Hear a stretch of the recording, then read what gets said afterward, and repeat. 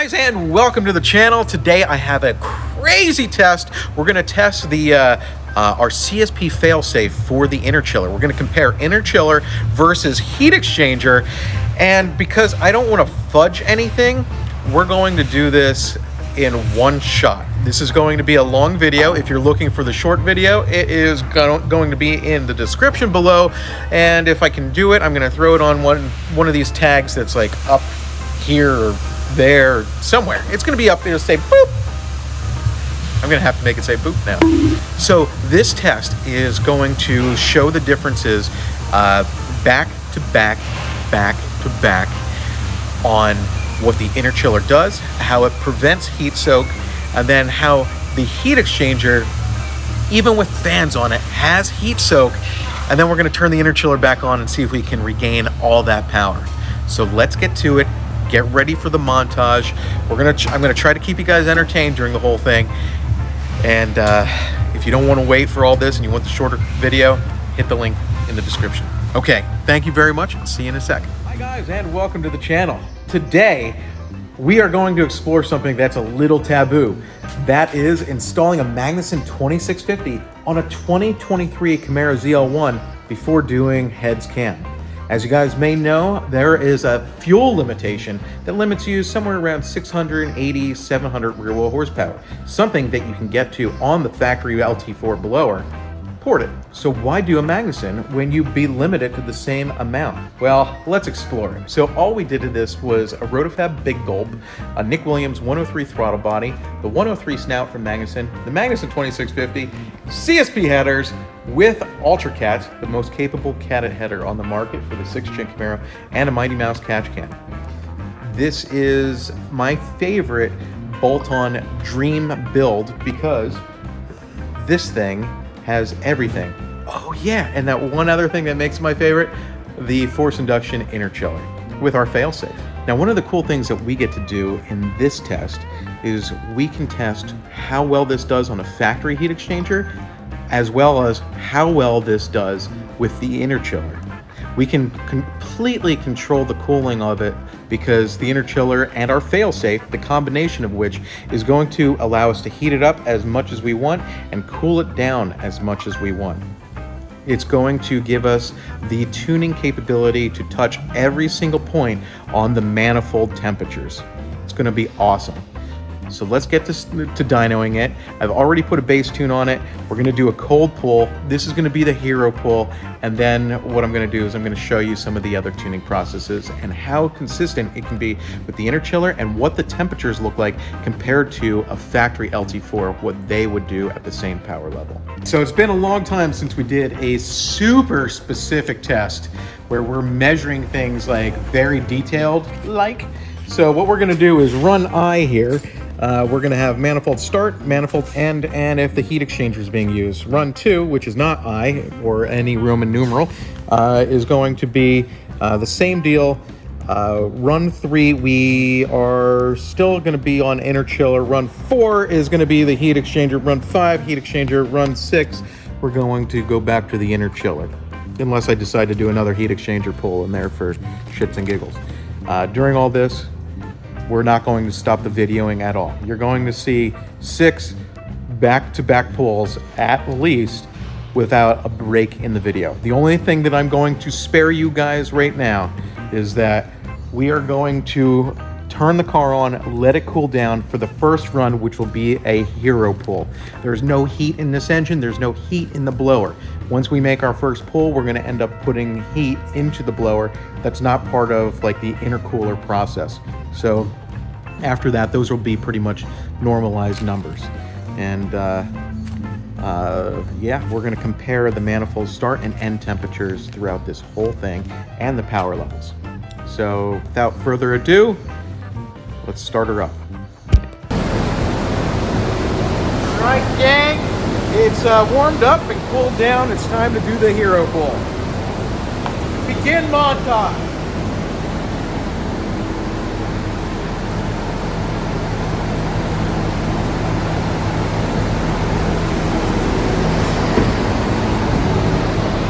So we dynoed this thing. Here, bring it in here a little bit. So we dyno this thing in 7th gear, and that's the one-to-one gear for the ZL1. One of the things that I have to be careful of is when we do a camshaft, it goes over 200 miles per hour. The problem with going over 200 miles per hour, unfortunately, is that it freaks the dyno out and we don't get a reading. Now, that shouldn't happen at this point, but I got to keep an eye out for it anyway. So here we go. The cold pull. I'm setting the load to lock me at a certain mile per hour, so we start the same every single time, and then goes to the same percentage braking as we go through the pull. That's right, these are all loaded pulls as well. Okay, back up, Matt, because we're ready to rock.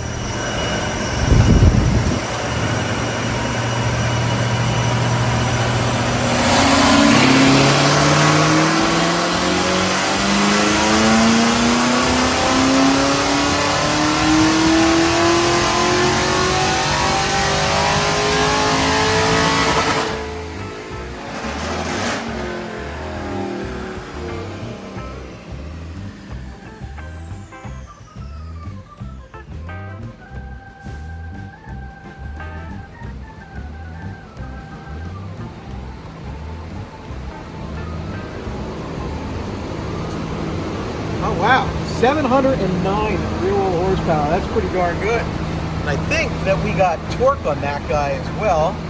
Still, torque, 693 foot-pounds of torque. That's pretty badass. And what I wanted to write down, because I made my list, is the temperatures. I have to actually write this. I have to stop the pull, or the log file. You know what? We're just going to go through it. We'll compare it after. So you got to watch. Oh, you know what? Fuck it. We'll do it right now. Do it live? We'll do it live. Okay. So.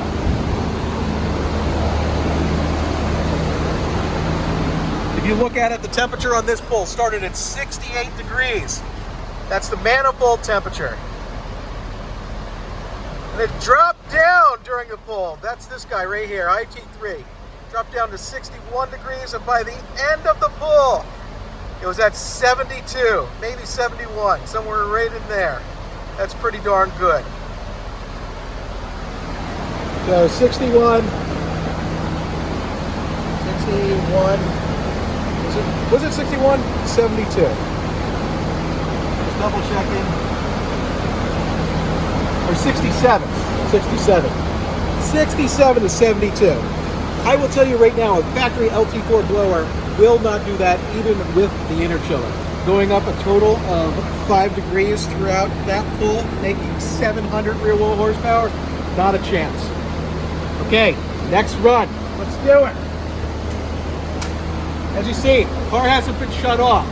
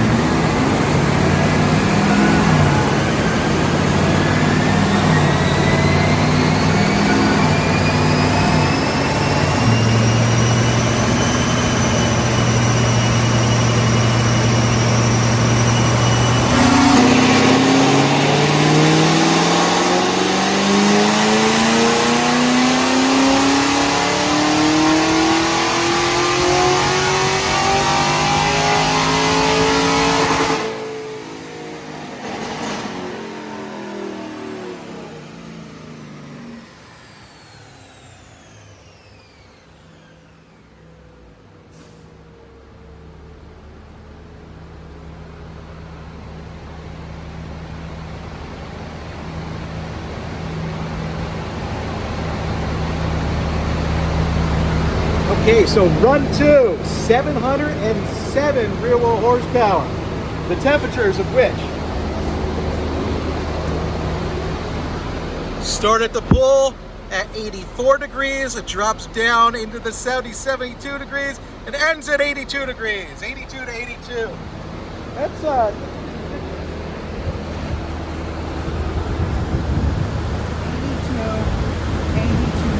degrees. Now, one of the things that's helping this is we actually have the DMS side tank. I forgot to mention that earlier. We have the side tank that's behind the fender. So our routing goes from the blower down to the pump, to the interchiller, to the tank, and then back to the blower. Because we're storing cold fluid. We're not storing hot fluid that came from the blower. We're storing the coldest fluid that we can, and then putting that into the blower. Now our Failsafe system does some pretty tricky stuff, which I'll tell you about after this very next pull.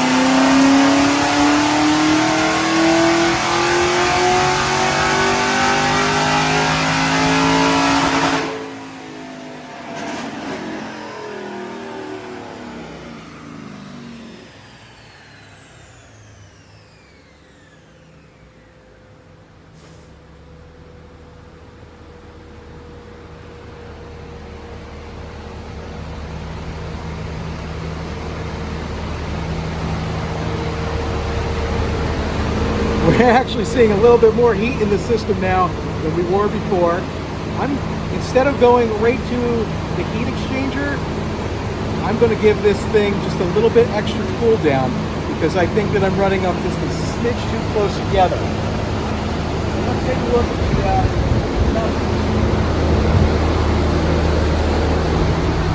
the So number-wise, we start this pull at 95 degrees.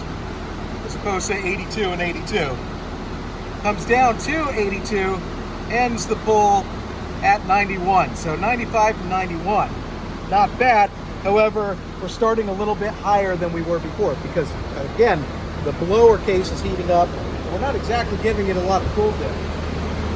We've got 95 to 91.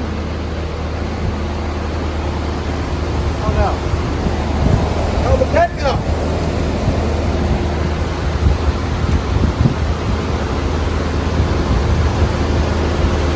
Okay, so I'm going to use this as an opportunity to tell you a little bit more about our Failsafe system. Come on up front. As you can see, we have the interchiller system in here.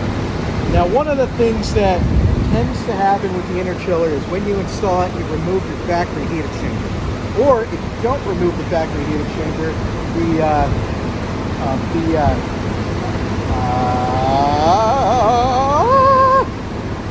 they fight each other. You have the interchiller and the heat exchanger fighting each other. The interchiller cools it down, and then all that cold fluid goes through the heat exchanger and then into the atmosphere because it's going to work like the wrong way. We're going to release the cold air into the atmosphere instead of into the blower. So our Failsafe system gives you the one way or the other, and it's controlled that whenever the AC is working, the interchiller is working, which is awesome because when it's not, when the AC is not on, it diverts all the fluid through the factory heat exchanger, and it will actually no longer use the side tank because we want to store cold fluid in there, and we want that side tank to be immediate. We want that immediate cooling for like ambient. We want the coldest fluid to be in the side tank. So we also have some cool electronics with it that gives us a leg up. So when the AC shuts off at full throttle, because it does somewhere around 5,000, sometimes a red line, it varies.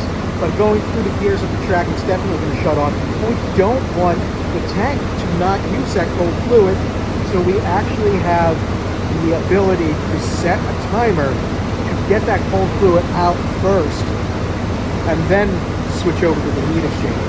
Once it's on heat exchanger, it'll stay there. But I don't know, this was pretty ingenious. I give myself a pat on the back for that one, because it actually makes it so somebody that doesn't know that the car has an interchiller, it makes it so they can run it and not have to, and you don't have to worry if they have the AC on all the time, because the interchiller doesn't work when the AC is off. So it makes it a failsafe. That's what I like to call it, the CSP failsafe for the interchiller. Okay, I think I've talked enough. Let's give it another pull with the interchiller on again. Make sure that we're still making, some power. I wonder if the converter unlocked. That's by mile per hour. We're stacking the limiter each time. Like, did the converter unlock? Oh no, somebody put it by time. Okay, here we go. General, engine RPM. Okay, never mind. I was just being a little retarded. Somebody put it by time.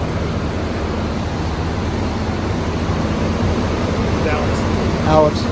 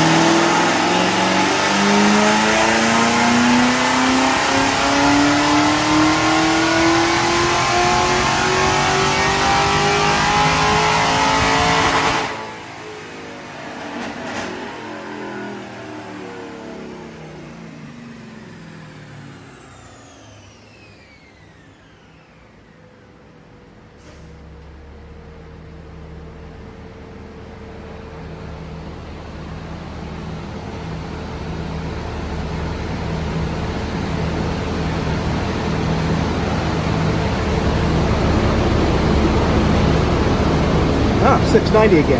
Okay, I think that 690-ish mark is probably what it's like when the blower finally has some heat into it. I think that's kind of what we're standardizing to. Even with that extra pull here, the temperatures started at 100 degrees, dropped down to 82, and came up to 91. So our ending temperature is the same as last time.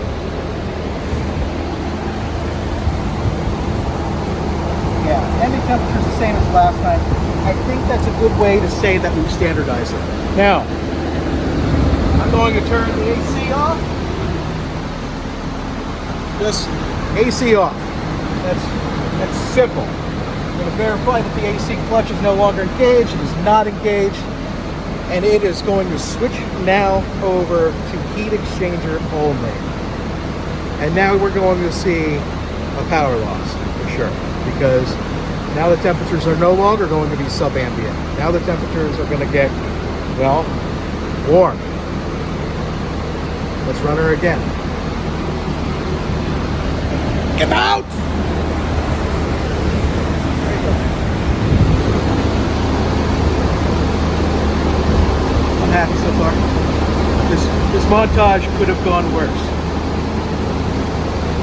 So we're going to have 7 pulls. It's not over yet. Huh? It's not over yet. No, it's not over yet. In fact, the cats are doing good. We'll talk about those in a minute.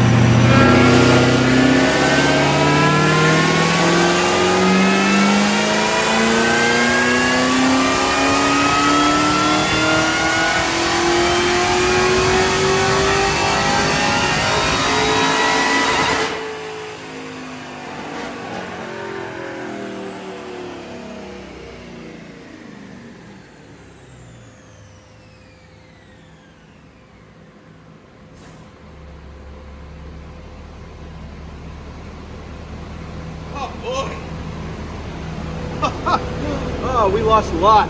You know, for people who think that the Interchiller doesn't add anything, I mean, there's some proof right there. Come check this out.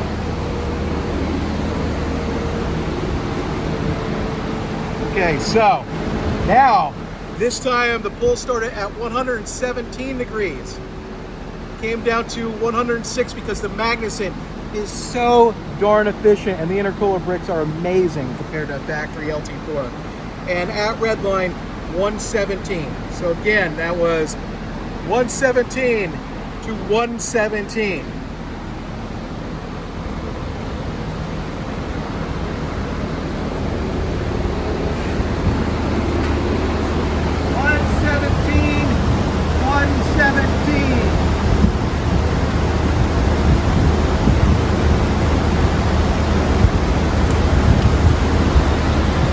Now, the interesting thing that we're going to run into is it doesn't really matter how much of a cool down now that we're getting, because we don't really have a tank that we're cooling down anymore. That's out of the circuit based on our design. So that heat exchanger should have cooled down all the fluid that's gone through the blower. That's how the factory system works, and why these things can actually still go around on a road course just fine, is because they only generate X amount of boost in factory form, and their itty bitty intercooler bricks are not attached to any tank. It's just that heat exchanger can support those bricks, and that's it. They cool down to about 150 degrees. 150 is kind of where they hang out. It's nuts like that. So, well, we're going to run it again. And we're well under 150, making quite a bit of power.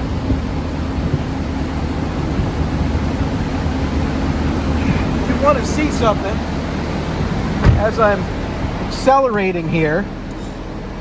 As I'm accelerating, we see that the temperature is falling because airflow is going over the sensor. That's one of the things that you have to take with a grain of salt, is the start temperature might not necessarily be the actual manifold temperature, because there's not necessarily the airflow over the temperature sensor in the back of the blower.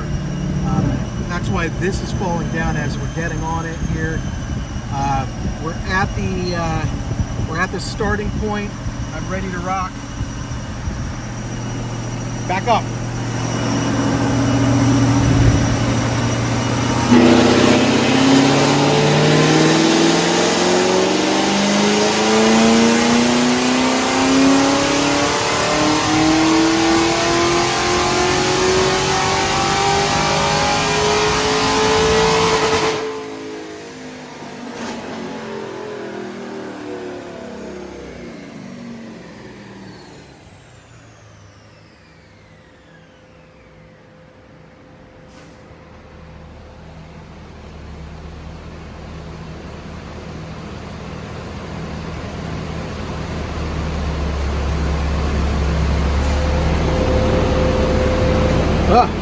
Down to 628. Man, heat soak's a bitch. It's just getting worse. So let's get the number.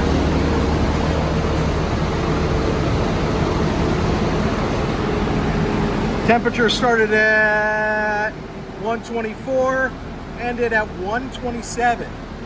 This is just going to continue getting hotter and hotter. That's the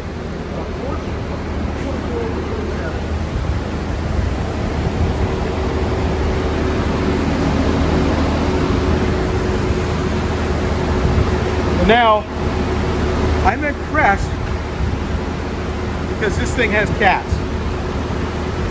And it's the best cats on the market. Like, this thing is breathing really, really well for how much abuse that we put it. How long is this video so far? About 20 and a half minutes. 20 and a half minutes. Okay, so we've done 6 pulls in 20 and a half minutes. This is the size of what a standard cat looks like. This is what Hooks uses for their green cats. Even their high output green cats, they have a 4-inch housing made from G-Sport. That's who makes ours.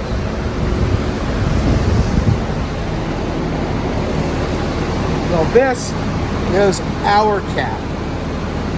you can see that this is the CSP Ultra Green Cat.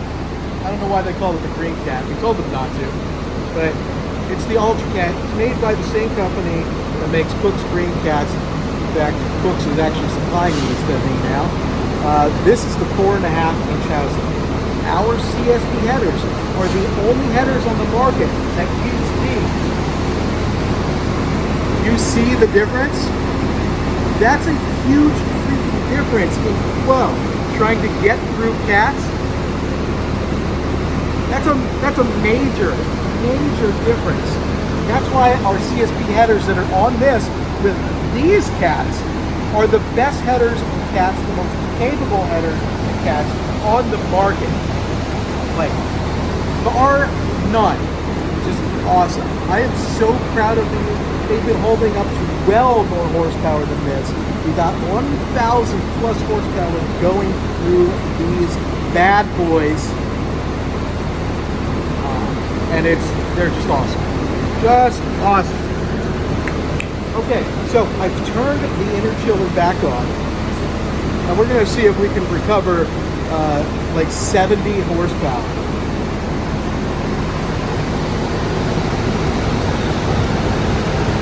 I can feel up here. This is pretty cool.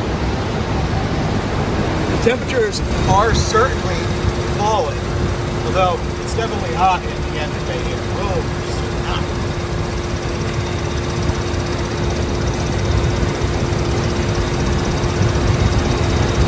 I'm gonna open this up. Make sure coolant is moving great. The CL1 pump, that's the factory CL1 pump, is being routed again. Being routed down to the Interchiller. So I don't know. Woo! Marilyn Monroe over here. Sorry guys, it's about to get really windy. Coming out this side right here, going over to the fender tank. Now this is nice and cold. I love it. Going to the fender tank and then going back to the blower and doing that same thing.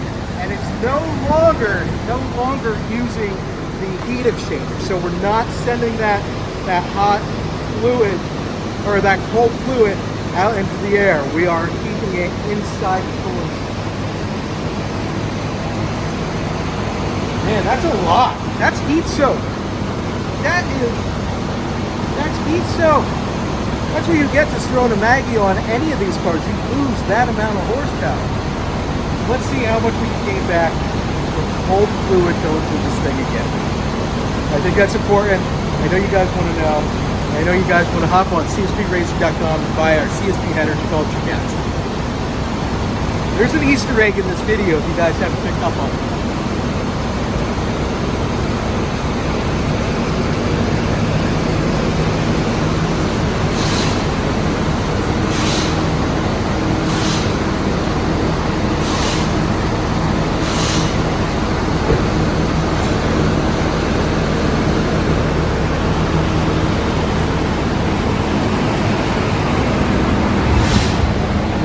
So just right away, I can show you that the temperatures at idle here are 135. As I start moving, you can see them dropping below where it started before. This is pretty darn good. No, you're gonna take it. So if we get back to what, not 100, I think that's where we were for those other pulls, I think, right? Okay, load is on. I think that we're starting about where we were.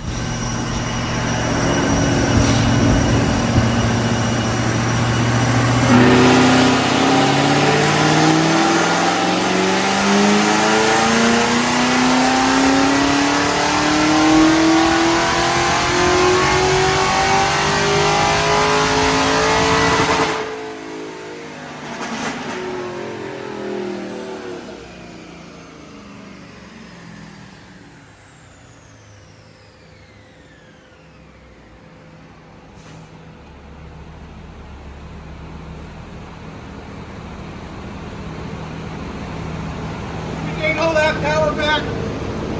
We gained it all back. Oh my gosh. I'm actually really happy that this worked out this way. It's like within 1 horsepower. So all those heat soak runs are within 1 horsepower. That's how damn good the Interchiller is.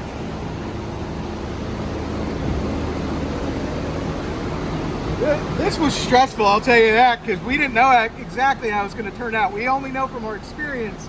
But, okay, so the pool started at 97 degrees, drops down all the way to 84, it looks like, and ends right here at 95, making almost 700 horsepower. Oh, this is good, because, you know, we're 27 minutes in. It would have sucked if it... I know, oh my God. What was it, 95, 97? Something like that. Awesome. Awesome. So this is one of my favorite things about it. The other favorite thing, go to the back there, see that Corsa exhaust? Hear the chain. That's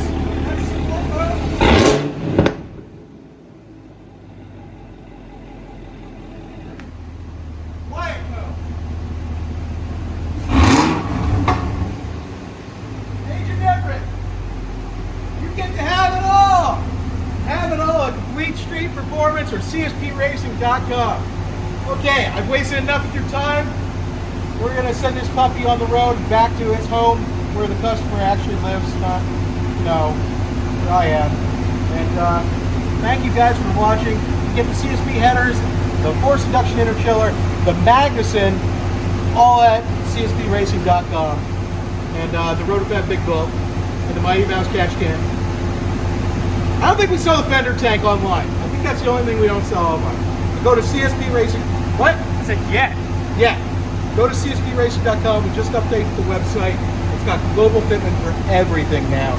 But if you have trouble searching for something, let us know. Send us a message. We'll get back to you pretty quick. Thanks again for watching. Have a great day. And thanks for bearing with us. Oh my gosh. Adios. You can shut it off now, right? I mean, I actually feel weird shutting it off. I'm still going. I'm gonna do it. Oh, it's over. Oh. It's over. Look at the cats. Just so everybody knows, like this thing actually does have cats on it. It's running through actual freaking cats.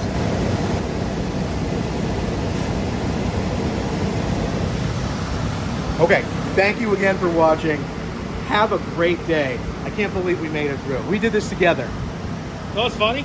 No. It just started a new recording because we were going so long. Ah, okay. Adios again.